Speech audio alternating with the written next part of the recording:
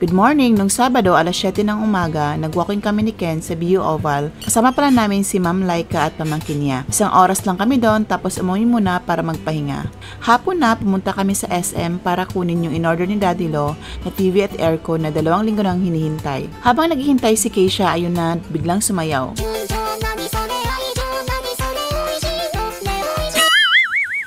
Kahit maraming tao, hindi mapigilan, partida, pinipigilan pa niya yan. Ayun, nakuha na namin yung 65-inch Skyworth TV. Ang ganda ng deal, may libreng soundbar at 500 pesos GC sa McDonald's. Next, yung Samsung Split Type Aircon naman, tig-check lang namin yung parts dahil naka-schedule pa itong install sa loob ng 3 working days. Pero medyo mahal yung installation fee, nasa 8,000. Naalala ko noon sa amin para nasa 5K lang, pero 5 years ago pa yon.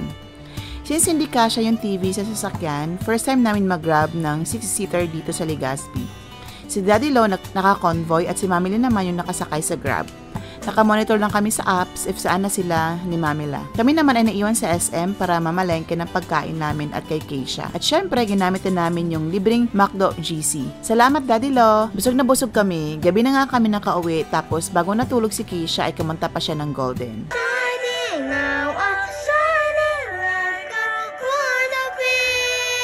So ayan lang guys, thank you sa panonood. See you on next vlog. Bye!